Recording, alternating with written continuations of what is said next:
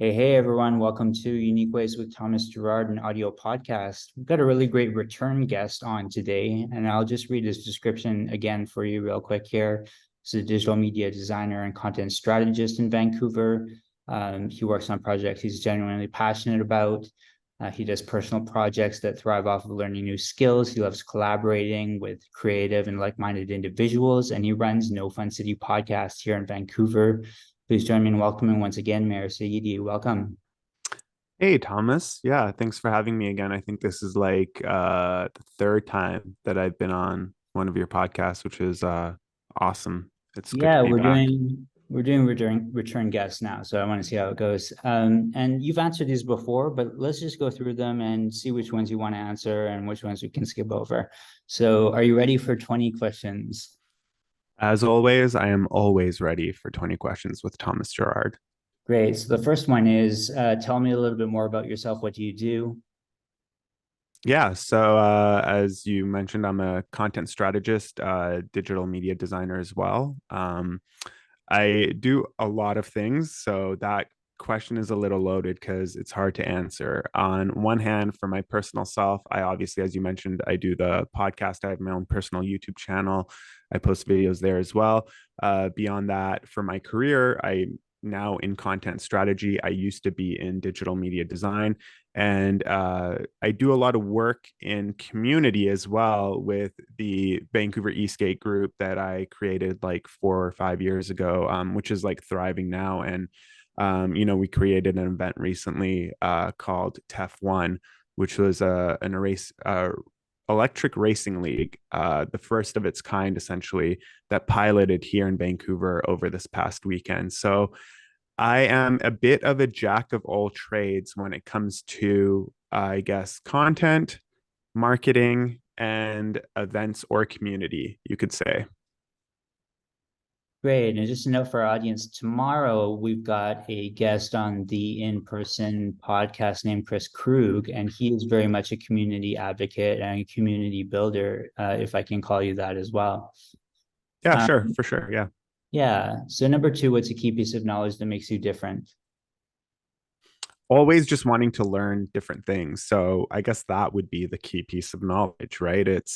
I'm always looking for the next thing that I could implement, or if I find something that's cool and different that I've never done before, I go for it and I kind of learn how to do it or learn the ropes. So for me, I think the key piece of learning is the fact that I appreciate learning new things and I'm not afraid to try different things or challenges that I've never done before. And um, I have that attitude of like, I don't give a shit what you think, meaning like, I don't care if you think I can do this or can't do this. I'm going to do this, whether you like it or not, doesn't make a difference to me. So I had that attitude when I started my podcast, because as you're aware, I started my podcast before it was mainstream, right? So um, I had a podcast when most of the people who had podcasts were they had notoriety, they were famous in some aspects. So I got a lot of flack for, oh, who are you to have a podcast? Like, who do you think you are type thing? And it wasn't even about that. But now you fast forward to today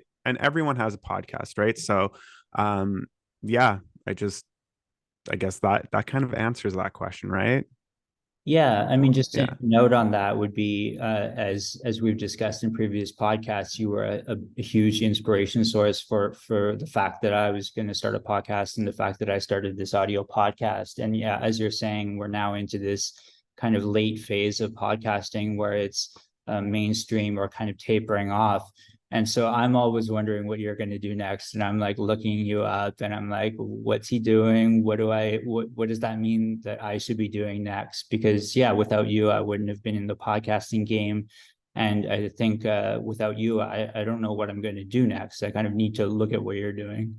Yeah, and it's funny that you say that because I haven't been doing much when it comes to the podcast. My podcast right now is a bit, as you know, because we've done an episode recently and you've been itching or bugging me about having it posted soon. But I just part of my problem is that I get involved in too many things in one time, and then I don't have capacity to do it all at once. Yeah. So I tend to like do something, put it aside, bring in something new, put that aside, go back to doing the old thing. And so as much as like obviously like yeah, I want to continue to do the podcast much more regularly and things like that, and obviously have you be able to look at that. It's difficult because for the past 3 or 4 months I haven't posted a single episode, which is shitty to say, but you know, sometimes you got to be honest with yourself and you got to sit there and say, I didn't have the capacity to do this at this time, but it's not something I'm giving up on. I think No Fun City will always be there and I'll always continue to do it. It's just a matter of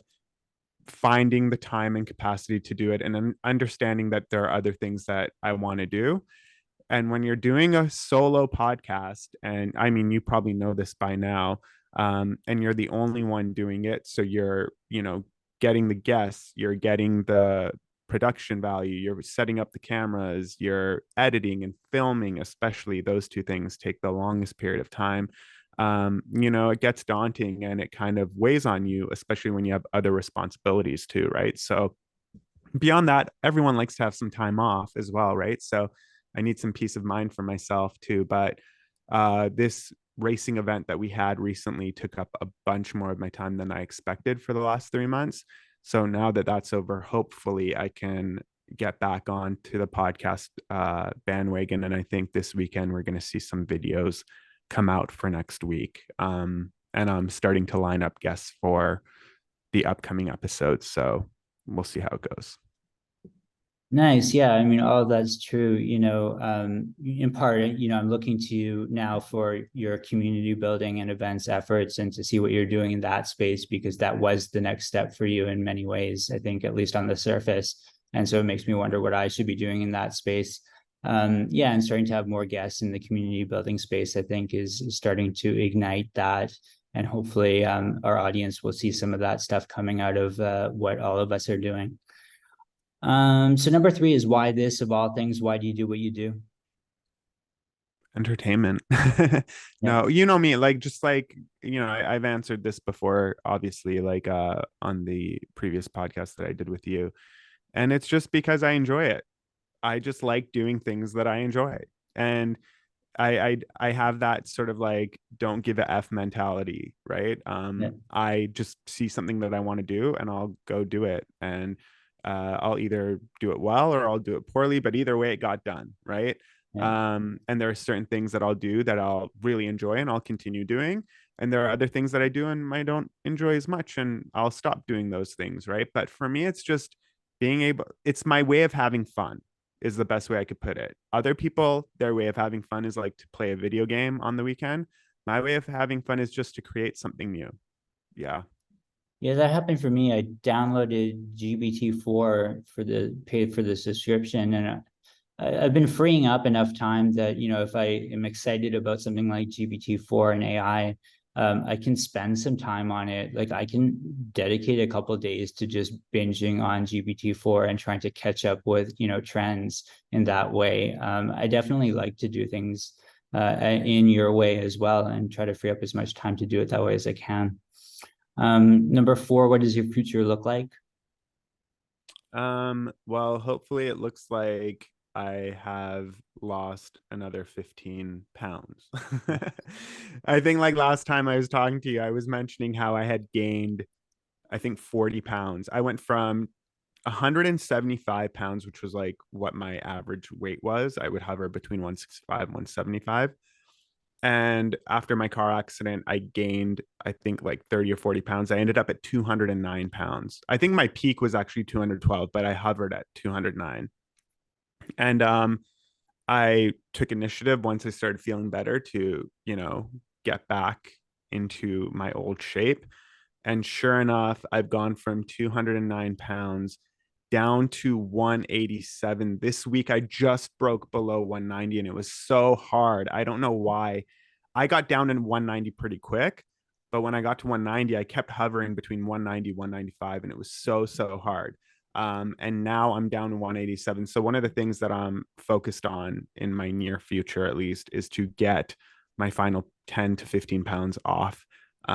So hopefully my future looks a lot lighter than it does today. But yeah, progress is made. And I know that's not necessarily a career question, but I think that's important too. Like sometimes you could take that question and turn it into, you know, a health adventure, right? As opposed to like, oh yeah, a year from now, I'm gonna have a house, or I'm gonna have be working on this kind of project.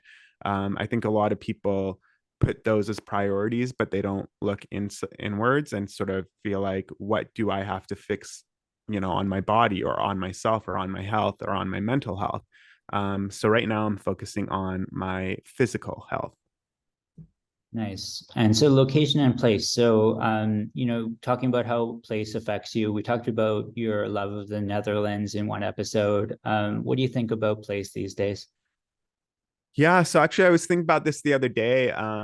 As you know, like I don't want to say I'm lost in my career because I'm not, but I took an opportunity that I thought was going to be amazing, and it was.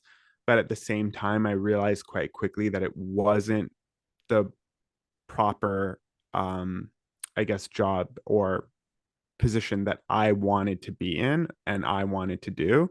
And the work was very, very mundane and very, very slow, and just things that I didn't want to even participate in doing. In fact, I realized that it was the wrong career for me or the wrong job. I shouldn't say career because the career is what I want to do, but the job that I was in was not the right fit for me, because the place that I was at before, I actually didn't even enjoy working at. And I jumped ship to this place. And this place seemed to even be worse as far as the workload, but really good with the people that I worked with, which is why I stayed for as long as I did. But now it's about finding the right fit for me, and I'm not in any rush. And I think that's one thing that um, I'm a mistake I made was sort of like rushing into finding something new and not really looking for what would be the right fit for me. So now I'm taking a step back. I've taken a couple months off to sort of like reassess and reevaluate. And obviously, I was working on this event. So I didn't have much time to even want to job hunt because I had work going already anyway with a contract. So now it's about finding the right position for me and not rushing that job hunt. And you've been building I mean, even if you've been doing it with stuff that you love, you've been building those skills for your whole career. I mean, you're kind of, you're not wedded to your job. I mean, your skills are not wedded to a job or even a career. You kind of have those in your suitcase that you carry wherever you go, don't you? Yeah, that's definitely true, and that's definitely the case. But I'm at a position in my career where it's sort of like I'm on a border or on a cusp of kind of like that 190 pounds I was just talking about, that I couldn't break below the 190-pound mark. It took forever, and I don't know why. I was doing everything I could to break below that mark. And then once I broke it, like I dropped 3 more pounds quite quickly.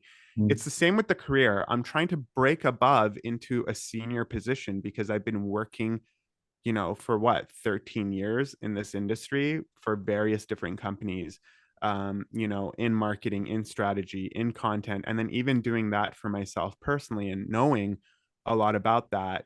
At this point in my career, I want that senior level position, or a managerial position or whatever. And it's just hard for me to get because I don't have managerial experience. So it's weird because on one hand you want that senior level position and you have the experience to back it, but because you haven't been in the position of a manager, you're less likely to get those roles. You have to sort of get your foot in the door of a company nowadays, work your way up into management there, and then if you want to jump ship to another place to get a managerial role, that's how you do it. But that's like probably another 4 6 years if you're lucky, right, to make those steps and make those moves. So I don't want to wait 4 or 6 years. I'm just gonna go out there, do my thing, wait for a company that believes in what I can do and what I can achieve and understands that I have the skills to do those things. And I'm not afraid to wait. Like I think that was the problem or mistake I made the first time, Mm. was I just jumped on board to whatever came my way next. Mm. And I learned from that mistake for sure. Don't get me wrong. Like I love the previous place I worked at and I loved all the people that I worked at. I just didn't enjoy the work that I was doing. So I think that's really important. It was eating at my mind. And I, like at some point, I have very strong sense of um holding myself responsible for what I do, but also at the same time I have no problem giving up a position or a job for my sanity, right? Like for being happy, we Mm. could say, right? So in this case that's exactly what I did, but a lot of people wouldn't make that jump. A lot of people would go find their other job first or get another offer and then leave, which makes a lot of sense. But for me, if I'm just not happy in any way, shape, or form, I'm out. And I'm not afraid to just jump ship, even with nothing, because that'll just motivate me more to find something. Luckily, right now, I'm in a comfortable position where I could sit back for a couple months and assess and evaluate and sort of wait it out and figure out what I want to do. But a lot of people don't have that option and they're forced to sort of like jump that ship when they find something else first. But yeah, my sanity couldn't take it anymore, and I had to leave. And yeah, that's that's that. But yeah, I hold a high regard for my own personal mental health, and I think a lot of people should do the same. So if you're unhappy at your position, you should get up and go, and you'll find something else. Don't worry. Nice, great. Okay, starting from the beginning again for you, we talked about you're doing what you love, and if you're starting from the beginning, would you just focus on things that you love right away from the beginning, or what would you do? Yeah, I mean that's what I've always done. So yeah, that's definitely what I would preach. But sometimes even the things that you love or you think you love aren't exactly right. Like you might love them then, but then you fall in love with something else later. And actually, it's like very similar to relationships almost if you think about it, right? Because most people, they fall in love multiple times throughout their life, or they date multiple people throughout their lives. And most people with careers, it's the same thing. They go to different careers or they get different jobs or what have you, right? Different companies that they work for, and they fall in love all over again, right? Mm, And I think that's how you got to treat your career is how happy are you when you started? How happy are you now? How happy do you perceive that you'll be in the future? And if unhappiness is looming in that category, then I think you got to break up with your job mm, or the workplace that you're at or whatever it is you're doing, in hopes that you do get to do what you love. But as I said, that's not realistic for a lot of people, right? Like a lot of people don't have the benefits or opportunities that I might have. mm, So it's one thing for me to say that and preach it, but it's another thing for somebody else to be able to implement it. mm, However, if somebody else can look at what I said and understand that perspective of, oh, yeah, I can treat my job or my career like a relationship. And if I see it in that light, then I could pinpoint whether I'm actually happy or not. Because none of us would stay in a relationship that we're unhappy with, right? I mm, mean, we would to a point, but when it's not working and you're done. mm. So why is that not the same? Or why is it more difficult to give up the job or the career path? Right? Yeah, Yeah. yeah. Yeah, I mean, both impact you so strongly. Of course, you got to make the best choice you can make, right? Mm-hmm. And they're Um, both like in your life. So like yeah. 5 days a week, you're working, let's say 8 hours a day. That's a lot of your life. So Mm, like, are you content with that? You know, mm, I wouldn't spend 24 hours of my day with somebody I didn't love. You know what I mean? mm, So why would I spend 8 hours of my day, 5 days a week with a job that I'm not necessarily in love with? Right? mhm, Yeah. mhm. So day in the life. So a lot of people, so in the creative industry, the economy is uncertain. A lot of people kind of are in these precarious situations and have to structure their day. And I feel like you're about to be able to structure your day in a way that fits you. So what's your day in the life? Not now, maybe, but maybe what you project as your day in the life coming up. Yeah, it's weird. It can kind of go two ways. Day in the life for me right now is kind of I hate to say this word even, but waiting. Mm, I have one opportunity that I really want to take on. mm, It's going to be a challenging project, but I believe in the project. And this week I will find out if that project is going to continue, and if, I'm going to be offered a full-time position, or whether I'm even going to accept that full-time position. mm, Um, and if that doesn't happen, a day in the life for me for the upcoming week or the weeks after will be, assessing the job market, finding out opportunities that I might be interested in, jobs that I want to look at, type of thing. But if you asked me this, 2 months ago, a day in the life would have been, well, I work, 5 days a week, you know, mm, 3 days hybrid, or 3 days from home, 2 days from the office, type of thing. mm, Now I have a lot more freedom, so I'm starting to catch up on creating my videos, my video content, my mm, podcast content. We got an episode with you coming up as mm, well, that I mentioned before. So right now it's a lot of catch up. It's a lot of playing catch up, and waiting. But next week it'll be decisive answers of I'm either working my new position, or I am starting to look for the right fit for me. But that's essentially the gist of a day in the life of, or I guess the working day in the life of me. mm.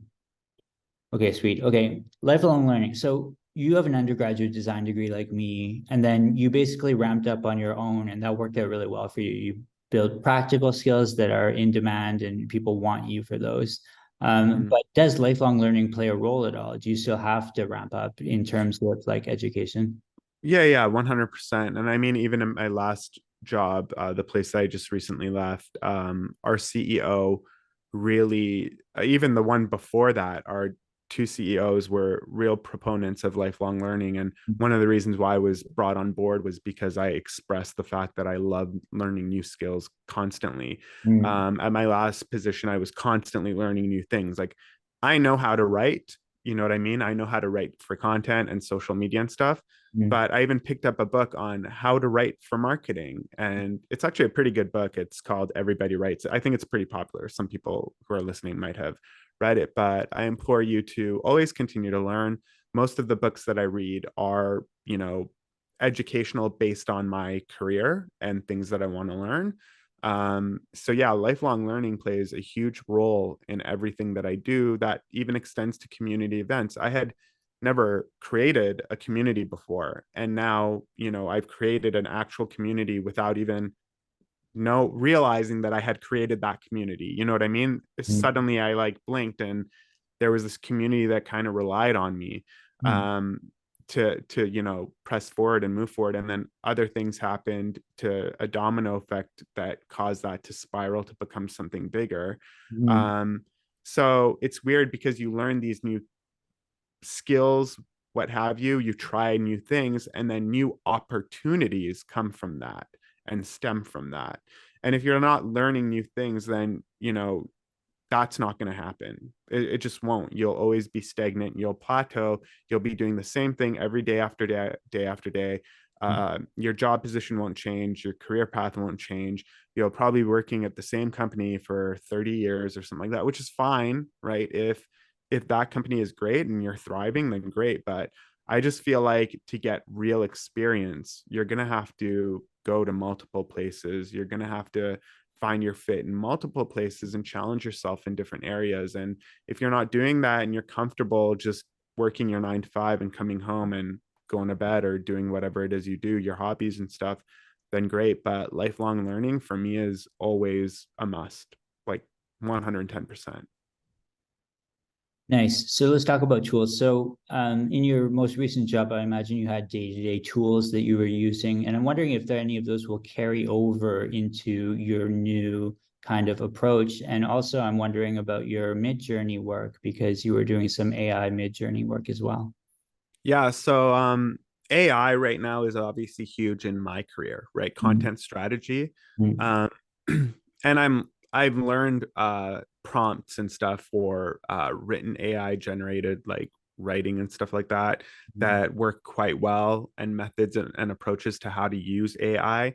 You know, you I can look at something and know read it and know whether AI generated the whole thing, whether AI generated a portion of it, or whether AI wasn't used at all. I Mm, can just look at something now and understand who created that. mm, And the project that I was working on recently, the contract that I had for the event, the racing event, our marketers were using AI 110%, and I knew it right away. mm, And I called them out on it, and they're like, no, we're not using AI. Like, we didn't use AI. This was written by us. And I challenged them. I'm like, you're full of shit. mm, Because I know AI writing, and that's exactly what it is. And you haven't edited or modified that at all. Now, granted, they didn't have the capacity, right? So they were using AI because they had so much on their plate. Um, but there's a time and place, and then there's also using it for what purpose. You don't use AI to create, like written AI, we're talking about right now, to mm, create your final product. That's not going to work out for you quite well, mm, especially when the rest of the world is using AI and they know it. Um, for AI in written content, you want to use it for a basic foundation and structure, and then you want to build off of that. It helps with process. It will cut back an hour of your work, right? Your starting research work or process work of when you're at a blank screen, it's really difficult to get started. So let me start with AI and see what I could riff off with that, right? Let AI create a beat and I'll, create the solo and we'll jam together, right?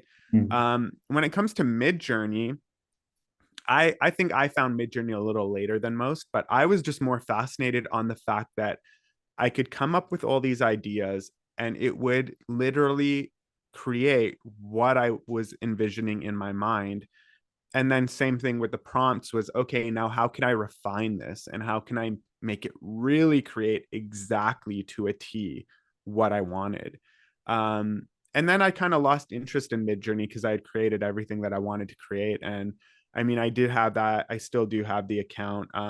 Wild Journeys, I think is what I called it. See, I don't even remember because it was so long ago. I'm pretty sure it was Wild Journeys, where I created stories and I created AI art to go along with it. mm, So there would be an image and then there would be a story to go along with it. And I kind of created my own little like dream world universe, right? That involved many different planets and species and things like that. And it was really cool. I'd likely continue doing that at some point, but I lost interest in it after a while. And I don't really know why. I think just other things came to fruition. But yeah, AI is cool to use. It's more of a process thing for me than it is a final product thing. mm, A good example for AI as far as process work would go is you're creating a new video game. Let's say Rockstar is creating the new Grand Theft Auto. And you got to do character design, you got to do city design, environment design, like texture design, all these different things, right? Elements that come into play on this video game. So, it's very beneficial for these illustrators and these character designers to go on Midjourney and be like, create a series of characters for the new Grand Theft Auto video game. And mm, I even put that in as a prompt, and it did a phenomenal job of mm, creating a bunch of different characters that look like they could be in like Grand Theft Auto, mm, exactly in that style and format. And now, if I was the designer, I wouldn't take those characters directly and use them, but I would look at them and I would take their features and I'd be like, yeah, the feature of this guy with the body of this guy and the style and clothing of this person, put those all together and then you've got your character. mm, Um, a lot of people still look at AI art and they're like, well, it's cheating or, oh, you're taking from other people's art, this and that. And I get that. And those people aren't getting paid or what have you. There's no real regulation or control on that. But if I'm not using AI art as a form of reference in my research, I'm going to use regular images, right? Or mm, I'm going to draw a bunch of images too on top of that. Even in process research and branding, mm, right? You're doing competitive analysis, you're looking at other brands, you're looking at other logos, And then you're not necessarily mimicking them, but you're taking information from that and creating a logo. So, do you owe that guy 10 cents? Do you owe that guy part of your profits? No. Right. So for me, I think that's open game. I think if you create something, it goes on the internet and AI uses it as part of my art. And I don't take that art, but I generate my own art from that as a reference, Mm, that, you're axed from the equation. Because if I didn't do that, I would have gone on Google, did an image search, looked at all the images, used those as references, and nobody would be none the wiser. mm. Right. Counter me if I'm wrong, but I think I've got a valid point. No, I think you're right. I mean, not to elaborate too much, but we recently had Chris Do on the show, and he's got this thing called Doughbot, which is basically like if you talk to this Doughbot, it's just like talking to Chris Do. It responds in the same way. It has the same kind of information as he does. And not that that's anything that crazy, but just this idea that we're creating our own tools now with AI. I think that's super interesting. Yeah. Well, it is crazy actually, if you think about it, because that would imagine you're somebody who gets constantly bombarded with messages from your friends, your coworkers, your colleagues, whatever, your employees, whatever, what Mm, have you. Wouldn't mm, it be great if like an AI version of you could just respond back? mm, I mean, it does take a level of, I guess, the intimacy out of it, right? mm, Of talking one to one. mm, But, it's a tool, it's a resource. I don't have time to answer all of my messages. What better way to answer in an authentic way? If I cannot, right? Then mm, to have a bot do it for me that's designed after everything I know and the way that I talk, you mm, know? Now, then it comes down to, well, what if people use this for personal relationships? Like mm, instead of responding to your girlfriend or your boyfriend or your partner or what have you, a bot is doing all that responses for you. I've thought of this too. I thought it would be really cool if somebody came up with a relationship app that will respond to your partner or spouse in the way that you would talk to their questions, but it would still alert you of mm, like what they said and what the reply was. mm, Um, and yeah, I think having apps like those will be useful in the future. We're mm, going to have a fully automated culture in the future, whether we want it to happen or not. That's what's going to happen. It's already happening. We see it with our banking, we see it with obviously AI tools now, we see it with a lot of things, systems. A lot of systems are automated now, so the world is just becoming automated, where it used to become where it was becoming more digital, right? Digital is gone. Digital's happened. Now we're becoming into the automation world. And I truly believe that whether we want to accept that or not, it's going to happen. So if we mm, could automate most of our lives, then we get those seconds and minutes back. And those seconds and minutes over the course of a year, 2 years, 3 years, 4 years add up to a lot of time. And then what does that time give you? Time to do other things, whether it's enjoy your life or, work on a passion project, right? If I save 10 minutes a day every day for 365 days alone, because AI helped me do that, then mm, why wouldn't I take advantage of that as long as it's working, mm. right? If it's not working well, then yeah, I don't agree with it. But if we've got some tool that can help us benefit in any way, shape, or form, and it's AI, I have no problem with those things. I got this email from my dad, and the title was something like AI tool operator. And he sent me this Newsweek article about like AI. And I'm like, okay. But actually, it aligns with what Christo is doing, because Christo is saying instead of spending time replying one on one to people, he's going to spend that time to program his Doughbot. And the Doughbot will take care of all the time consuming individual replies. And he'll spend his time just programming it just to ramp up for his goal of educating a billion people. And I think it's a super interesting idea. Yeah, I think it's the smartest thing to do, especially when you're in a position like his or Mark Zuckerberg or Elon Musk. Mm-hmm. Like these people probably get flooded with emails and messages every day, important ones too, right? Like not just from randos. I'm talking like throughout their daily lives. They don't have time to answer all of those. And if I was one of those people, I would definitely want to use a tool like this that would help me get through my day a lot quicker if I didn't have to reply to 100 different messages a day, right? It only makes sense. So if we can have automation to better our lives, then yeah, let's do it. I just don't see a huge portion of drawback in the people who have arguments against AI. I understand it, but like they were the same people who when the internet first launched and people were selling t-shirts on the internet, I vividly remember people saying, "What? You buy a t-shirt from the internet? How do you know it's not a scam? How do you know it's going to arrive? How do you know? Oh, well, you don't get to touch or see it, so you don't know what the t-shirt's going to look like." And all of those things are somewhat valid, but most stores now sell online.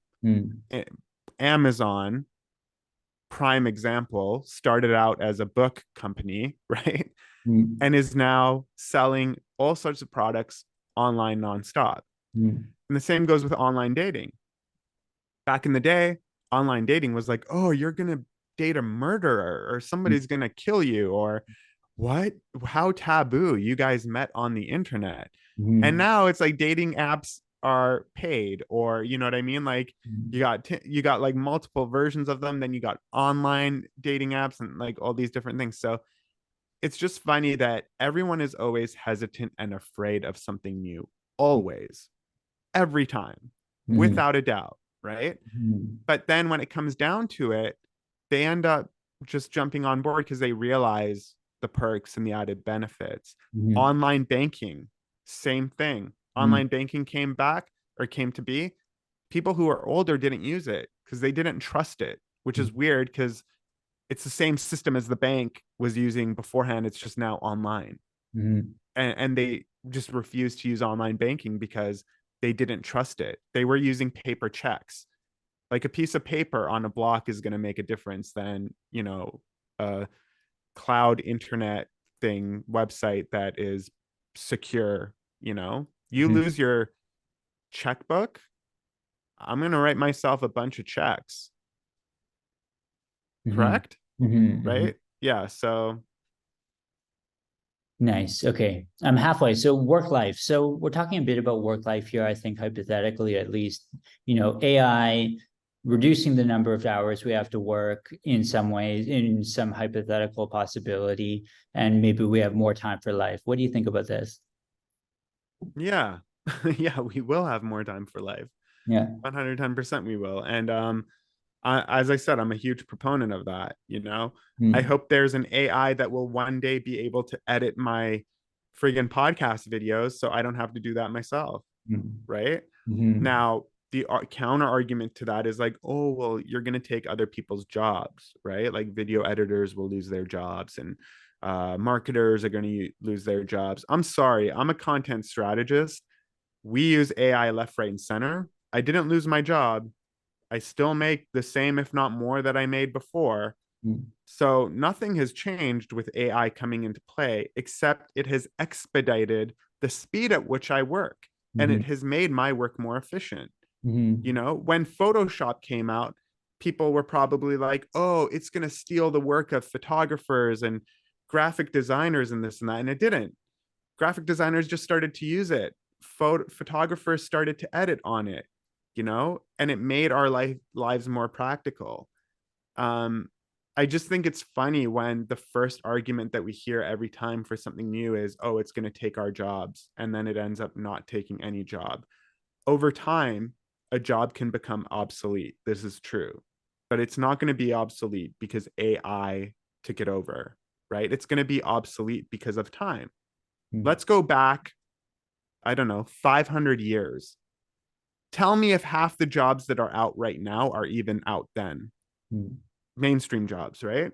mm, Show me the jobs that were out then that we still even have now. mm, Do we have people like scribing onto plates? You know what I mean? Like back in the Egyptian days, mm, right? Like onto stone? No. We have pen and paper now, right? So mm, so there's no need for that kind of skill.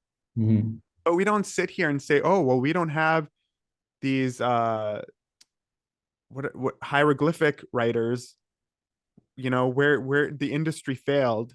Like, come on, guys. Like, as things progress, as time moves on, jobs change, society changes, and where one job will be, removed, another type of career or job will be opened up, right? This similar process is going for people who are pro oil versus and gas versus people who are like pro sustainability and using solar powered energy, right? That kind of stuff, right? Mhm. All these people that are in the oil industry are like, well, we're going to lose our jobs. And the thing is, like, I believe even the Canadian government has a system or a plan where you could go get educated as a refinery worker or an oil worker to learn sustainability and solar powered energy type of work and get moved into that industry. And the government, I believe, provide, I could be wrong on this, but I'm pretty sure it does exist. The government will actually pay for that schooling, if I'm not wrong. Mhm. And systems like that. And it's like, it's not that your sector is going under, it's just that your sector is going to change and Mhm. your job will slightly alter. You will still be doing the same thing. You will be creating energy. It's just a completely different form. So I think those are the changes that we're going to see, just like we have seen time and time again. And history proves that. I don't have to, you know, where's the milkman? Mhm. Why are we not complaining that there's no milkman delivering our mail or milk? Mhm. Where's the guy who would deliver the ice blocks? Were we, like, uh were we in an uproar about the guy losing his job who is no longer a milkman? No, because we all get our milk from the grocery store now and we all have refrigerators, so we don't need the guy delivering the ice blocks. Mhm. But I don't see the defense for those people. And then what happened to them? Well, guess what? They got new jobs. Mhm. Salesmen used to go door to door. Show me a salesman right now that goes door to door, like a legitimate one, that sells vacuums or something. They're Mhm. not around, Mhm. right? So things change in general. It has nothing to do with AI or technology. It's just advancement in society in general. I think that's the piece of the puzzle that people are missing, is that you look at your own specific industry and you think you're going to be out of a job, but you're not. Mhm. In all truth, you're not. You're just going to have a different type of job or the same job that's slightly altered. Or you're going to keep your job and it's going to be a benefit to you, like me. You're going to be able to expedite your work. You're going to be more efficient. You're going to get things done quicker. um, and you're going to be able to manage your projects a lot better. Yeah, That totally. might, yeah, that might have been a long-winded answer, but I think I covered like a lot of points there. Yeah. And just one quick tangent for that. We had a great guest on, a typography guest. His name is Roman. I forget what his last name is, based in Europe. And he's collaborating with these people who do hieroglyphic, like writing in stone stuff still. There So you go. So they're still around. they're still around. They're just few No, and far no, in between. literally no one is losing their jobs. Yeah. So, Okay. yeah. 11, if you weren't doing what you do now, what would you be doing? And maybe we can think about, what all of us will be doing, I guess. Yeah, that's a funny one. I'm not sure how I answered that in the previous podcast with you. But I just can't envision myself doing anything else because what I do is just whatever I want. Mm-hmm. Legitimate. And don't get me wrong, I'm not like a million cajillionaire who I just sit on the beach and do whatever I want, right? I'm not like a venture capitalist or anything. I'm just an everyday worker, just like everybody else. I make decent money, but I don't make, an exuberant amount of it, Mm-hmm. type of thing. But I just have this mentality of like, if I don't feel like doing something, I'm not going to do it anymore. And if I feel like doing something, I'm going to continue to do it. And some people might see that as like, oh, you're inconsistent. You know what I mean? Mm-hmm. And that's not the case. It's just I like being happy. And sometimes I need me time. Mm-hmm. Sometimes I need work time. Mm-hmm. Sometimes I need fun time. Sometimes I just want to go away. Sometimes I want to take 2 months off. Why not? Right.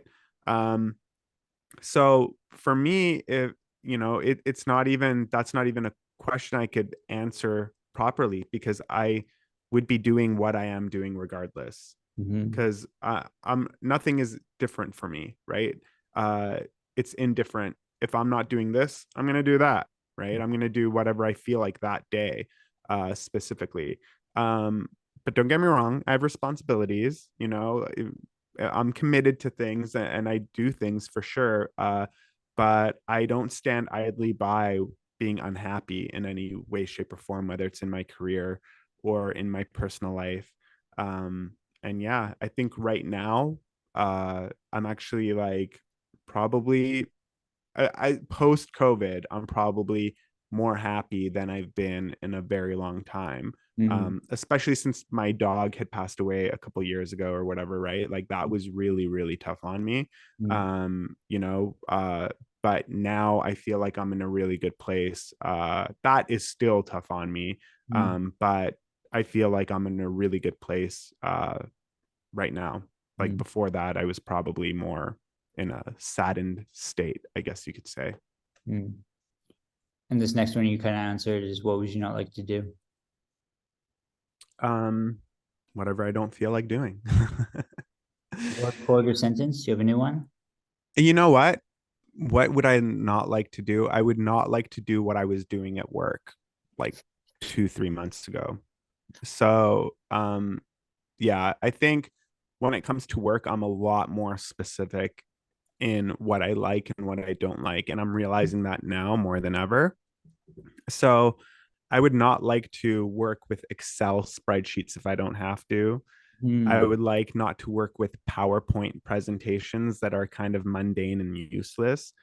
I would not like to create fake strategies for the smallest of, things that we could just test instead of creating a strategy to kind of sell it.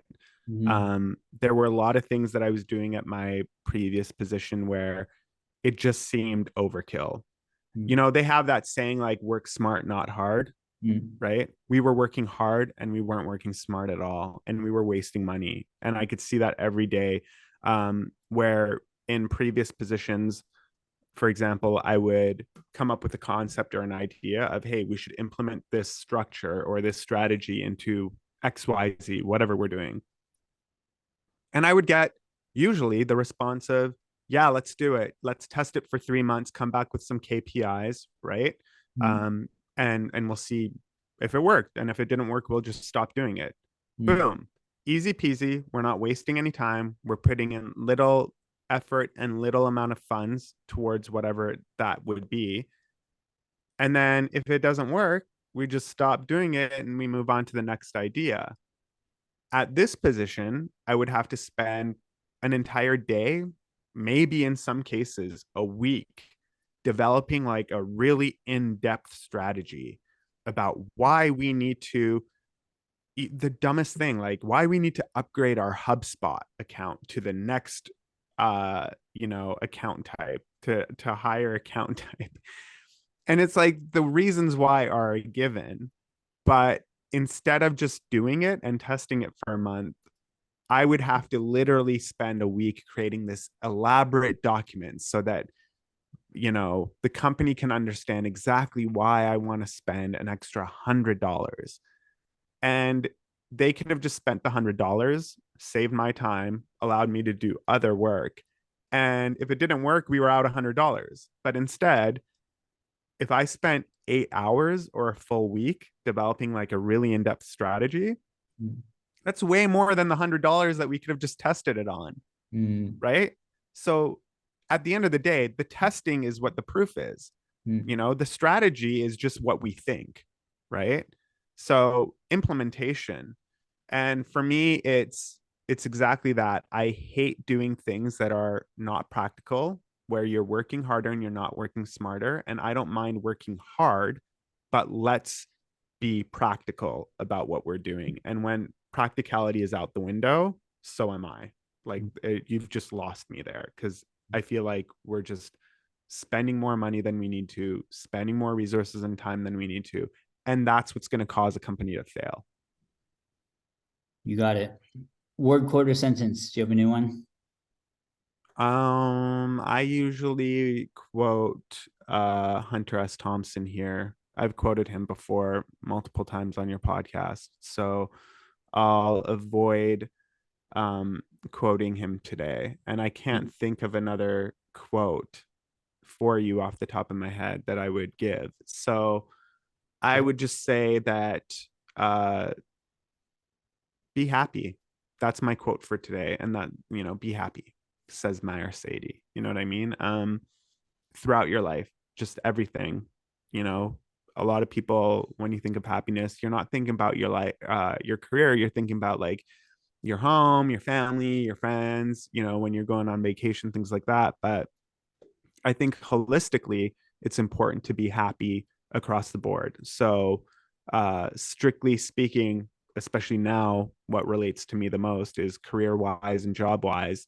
If you're listening out there and you're not happy with your job specifically, go be happy. Go find the thing that's going to make you happy. Because I promise you, no amount of money, no amount of money is worth your sanity. Um, and a close friend and relative of mine could attest to that. This is an individual that, like, in one day can make what people make in a month, and he is unhappy with his job. He hates his job. He can't wait to retire. He's going to retire early for sure, and that's the only reason why he's doing his job. But he talks about it all the time. Like, I friggin' hate my job. I can't wait to quit.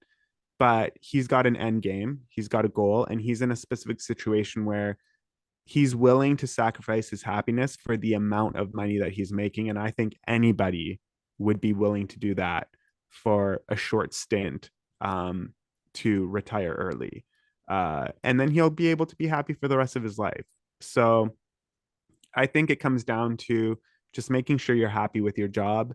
And if you're not, what will your end game be, to ensure that you can get your sanity back as quickly as possible?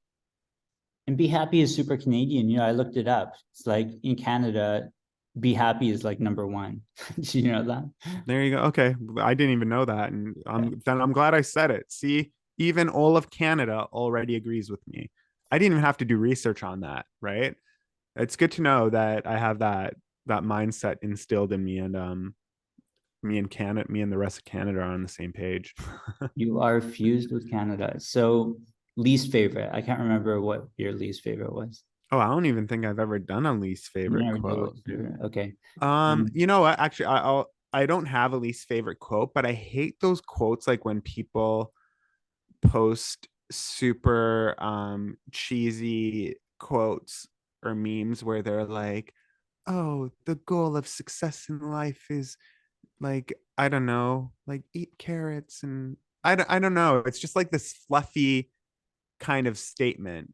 And or like when you were in elementary school or high school, you like be in your classroom, or you'd visit your principal or something, and they would have, or counselor, and they would have like those posters on the wall that said like, yeah, yay empathy, or I don't know, like, to have a goal is to have a mission, and to have a mission is to have a cause, or I can't even think of a right one off the top of my head, but they were these cheesy, like, two-line sentences of somewhat motivation that weren't really practical. They were just like super generic in general. And I hate those because to me, that's fluff. It's like BS. Tell me something specific, give me a form of motivation that makes sense. And to me, those ones are just like fluff motivation. And when I see people posting those things, I feel like they're missing the right type of motivational information, as opposed to just posting these weird, obscure, generic quotes like it's supposed to make me or anyone else feel better. Uh, I think, like, if you're going to post those, go listen to a podcast that's going to be inspirational, and just take from that instead of some generic poster. I don't know. I feel like I'm in this episode, at least today, I'm being a little um cynical, in a sense, but I think it's just how I feel today. is there's a little bit of cynicism in me regarding these kinds of things. And yeah, I feel like a lot of people preach more than they actually do. Well, what you're talking about is memes, right? Like memes are, it Not seems just to be, memes, yeah, like you know what I mean though, like the inspirational quotes that are on posters you yeah. see in like high schools or elementary schools all the time. um like give me something real, give me something tangible, show me Yeah. somebody who's done that, Yeah. and let them give me the quote. Like I don't need to hear you're like, yeah, go get it today, or there is no I in team. Actually, there is, because in a team, there are individual people who friggin' do things as part of the team, and that's how the team works, right? So teamwork makes the dream work, makes more sense for sure. But even that is like silly to me. I like quotes that are tangible, almost like that they work, or it's coming from somebody who has that built-in experience. And to me, quotes like "there is no I in team" uh, is a false statement. You know, teamwork makes the dream work. Those kinds of things. It's just like super generic. I think it's important, especially with "there is no I in team," to embrace the fact that there are individuals on a team, and each of them are putting an effort in their own way. And without that team mindset, but without each of those individuals, that team would not succeed. So there are definitely eyes in teams, and we need to address those eyes and sort of like give credit where credit is due. We all know that in a team, there's always like one person who like works super hard compared to everybody else, even if they're not in the same department, right? Like they are a go-getter, hungry person. And some people are like overkill in that sense, but then there are other people who are more slacky, who don't do as much or do the bare minimum, this and that. They're still part of the team. And we're going to sit here and say that like each of these people are equal. They're definitely not. One person helps another person who's maybe not thriving as much get across that finish line, right? You're only as strong as your weakest player, right? That to me makes more sense, right? You're only as strong as your weakest player, and you are, right? Um, so let's replace "there is no I in team" with "you're only as strong as your weakest player." And then what does that do is, if you have that on the wall, the person who's the weakest player is going to acknowledge that in their mind. They're going to be like, shit, I don't want to be the weakest player. And yeah, I don't want to make my team suffer. I'm going to go all the way. I'm going to work hard, this week or this quarter or whatever, to make sure I'm not the weakest player on the team. But when we say "there is no I in team," it kind of gives a different perspective. If I'm the weakest player on the team and I see "there is no I in team," I say, oh yeah, like when we succeed, I did that too. But it doesn't make me want to necessarily put in an effort. It just makes me get sort of like a sense of approval or a sense of accomplishment through other people doing harder work than me. Does that make sense, Thomas? Did I just like rant? It was very elaborate and it makes sense. Okay, thank you. 15, one word. What? One One word word? to describe yourself. Cynical. For today, cynical. Sorry. Like people are probably listening to this being like, dang, this guy, he's got to chill out. And Yeah, maybe but I do, but today I'm just hungry. You know what I mean? Like I want to motivate people, and I want to inspire people to think a little differently, um, taking these practical everyday things and sort of shedding light on, do they actually make sense? You know, what keeps you up at night? lately, nothing. I've been sleeping like a baby. Um, and I think part of the reason for that is because I left my job. Mm, And when that happened, I felt a huge uh, weight off my shoulder. mm, Whereas if you asked me this question 2 months ago, Thomas, I would have said my job keeps me up at night. mm, On Monday mornings, was like already counting down to Friday evening. Like mm, I couldn't wait for the week to be over. mm. On Friday evening, I was dreading Monday morning. I would literally go to bed, no joke, Friday night, oh, I gotta work on Monday. Saturday night, oh, I gotta work on Monday.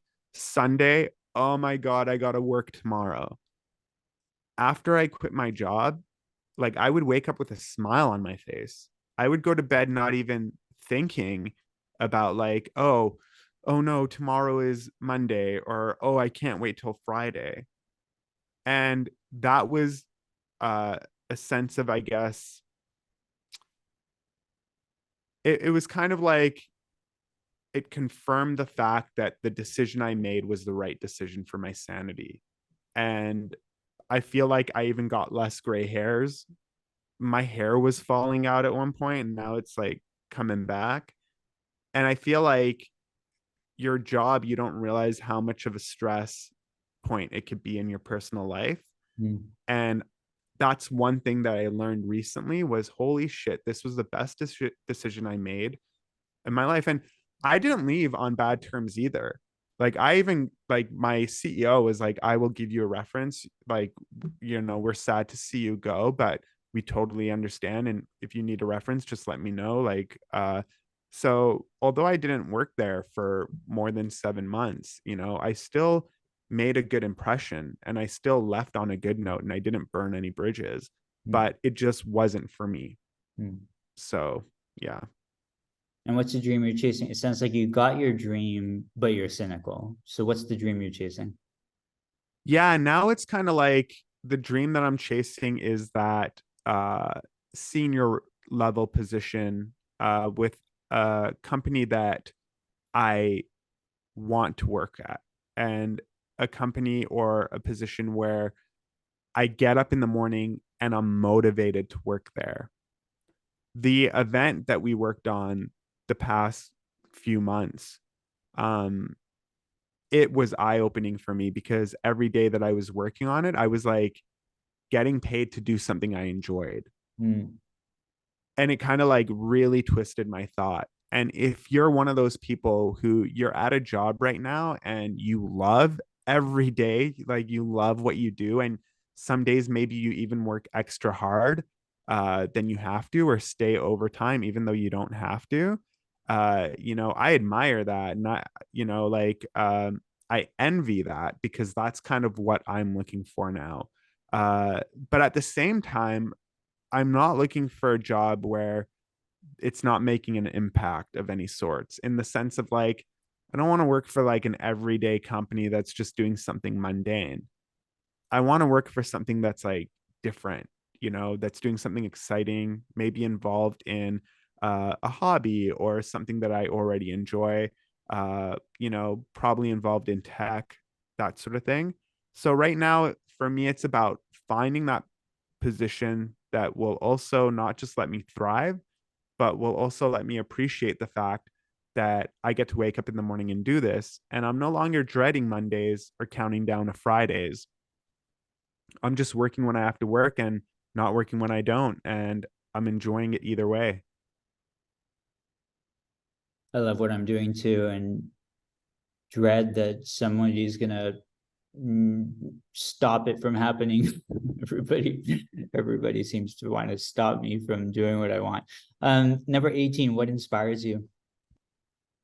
Um, Lately, I feel like I've been inspired by myself with the decision makings. Like I was not afraid to leave my job. That's a big thing. Mm, I don't know anyone else who's just gotten up and been like, I don't want to do this anymore. And here's my letter of resignation mm, before even finding something else. Like mm, that takes a lot of fucking balls, mm, right?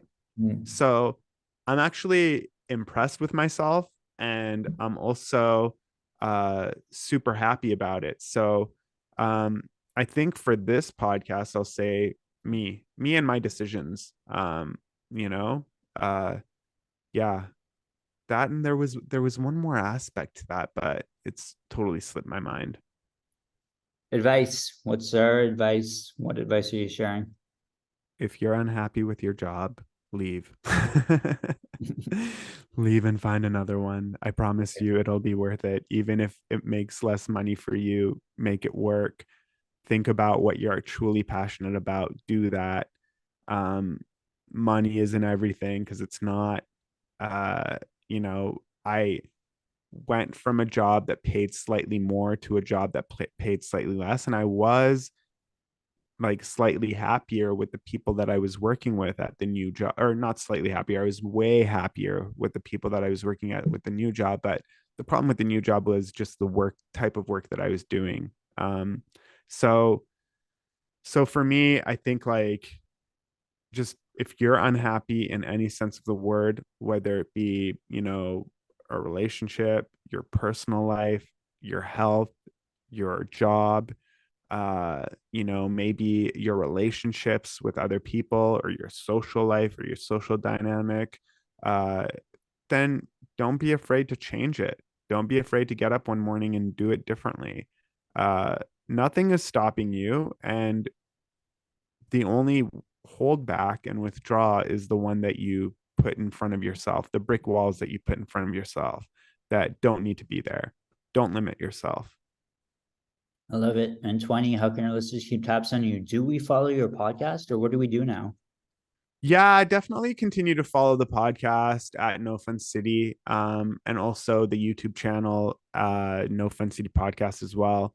Um, those podcasts are going to start coming out, rolling out soon. My personal YouTube channel as well. If you guys want to follow me there, my personal Instagram, there will be videos going up there too. But yeah, just keep tabs on me there. If you want to follow me on LinkedIn, you can do that as well. And yeah, those are all the places you can follow me: Instagram, LinkedIn, Twitter, YouTube, all of that stuff. Awesome. Well, it's so awesome seeing you ascend from kind of being this goofy podcast guy to being a really good at it podcast guy to being I don't need that podcast, but I'll keep it going, but I'm going to do other stuff too guy. This has been a super interesting trajectory and it's super inspiring actually. So thank you. Thank you. Yeah, Yeah. thank you. Thanks. Definitely. Thanks for being on. Um, Third yeah, time. man. Yeah, anytime. Next time, Switch it let's up. try to, yeah. Yeah, because I feel like I've answered these 20 questions a few too many times. But next time, let's try to have just like a conversation about whatever topic that you choose, if I come back on or whatever, and we can definitely do that. And hopefully I'll have the podcast episode of you, the most recent one, from the No Fun City podcast, up shortly. Yeah, we'll we'll get that up there too, and then we'll go from there. Awesome. Well, thank you guys for listening. See you.